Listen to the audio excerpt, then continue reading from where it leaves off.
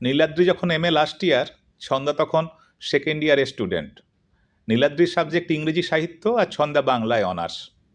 ইংরেজিতে খুব কাঁচা ছিল ছন্দা, তাই ইংরেজি টিউশন নেওয়া প্রয়োজন হয়ে পড়ল তার। খোঁজ খবর নিয়ে নীলাদ্রির কাছে টিউশন পড়া শুরু করলো সে। শুধু ইংরেজি নয়, বাংলা আর ইতিহাস পড়ানোর দায়িত্ব ক্রমশ চলে এলো নীলাদ্রির কাঁধে। আর্টসের নামকরা স্টুডেন্ট নীলাদ্রি, তাই সেকেন্ড ইয়ারের স্টুডেন্টকে বাংলা, ইংরেজি, ইতিহাস কোনো কিছু পড়ানোই তার কাছে কোনো ব্যাপার ছিল না। আর যেহেতু সব সাবজেক্ট পড়ানো শুরু হলো, তাই সপ্তাহে একদিনের জায়গায় 3 দিন শুরু হলো টিউশন। নীলাদ্রি শুধু ভালো স্টুডেন্টই ছিল না, দেখতেও সুন্দর, আর গলা কাঁপিয়ে কবিতা আবৃত্তিও করতো সে। পতঙ্গ যেমন আগুনে ঝাঁপ দেয়, ছন্দাও তেমনি নীলাদ্রির মায়ার আবর্তে ঝাঁপ দিল। মাঝখানের কিছুদিনের কথা বাদ দেওয়া যাক। নীলাদ্রি ইউনিভার্সিটির পাঠ শেষ করে এক কলেজে পড়াতে শুরু করলো, আর ছন্দা সে বছর থার্ড ইয়ারে ড্রপ দিল। ড্রপ দেবার কারণ, তখন তার পেটে 3 মাসের বাচ্চা। বলা বাহুল্য, সেই সন্তানের পিতা ছিল নীলাদ্রি। ছন্দা তার প্রেগন্যান্সির খবর নিয়ে নীলাদ্রির কাছে আবদার করেছিল বিয়ের জন্যে। সেদিন নীলাদ্রি এক কথায় বিয়ের প্রস্তাব নাকচ করে অ্যাবর্শনের পরামর্শ দিয়েছিল।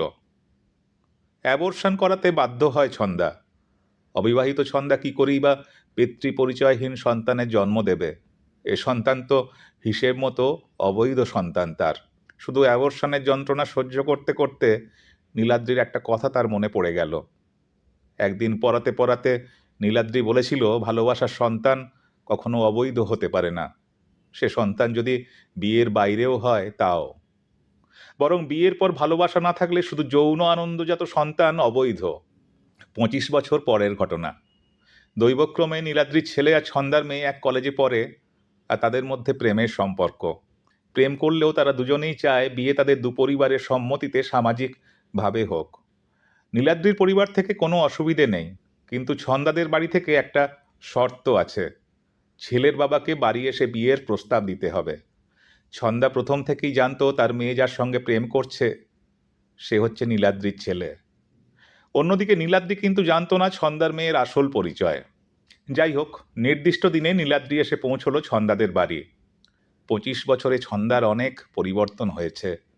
এমনকি ছন্দা মুখার্জি নয়, সে আজ পরিচিত ডক্টর সি হালদার নামে। সাধারণ আলাপচারিতার পর নীলাদ্রি তার ছেলের সঙ্গে ছন্দার মেয়ের প্রসঙ্গ উত্থাপন করলে ছন্দা মৃদুস্বরে জানালো, বিয়েতে তার কোনো আপত্তি নেই, তবে নীলাদ্রিবাবুর আপত্তি থাকতেও পারে, কারণ তার মেয়ে এক অবৈধ সন্তান। চমকে উঠলেও সামলে নিল নীলাদ্রি। মনে মনে অস্বস্তি বোধ করলেও মুখে হাসি বজায় রেখে বলল, তাতে কি, তাতে কি। ছন্দা কিন্তু ছেড়ে দেবার পাত্রী নয়। নীলাদ্রির মুখোশটা আজ সে খুলবেই। তাই সে বলল, বুঝলাম আপনার কোনো আপত্তি নেই, কিন্তু আপনার মিসেসের তো আপত্তি থাকতে পারে। নীলাদ্রি বলে, তা বলেছেন বেশ, একবার তার সঙ্গে কথা বলে আপনাকে ফাইনাল জানাচ্ছি। মনে মনে নীলাদ্রির ইচ্ছে এখান থেকে বের হতে পারলে ঠান্ডা মাথায় বিয়েটা বন্ধ করাবে।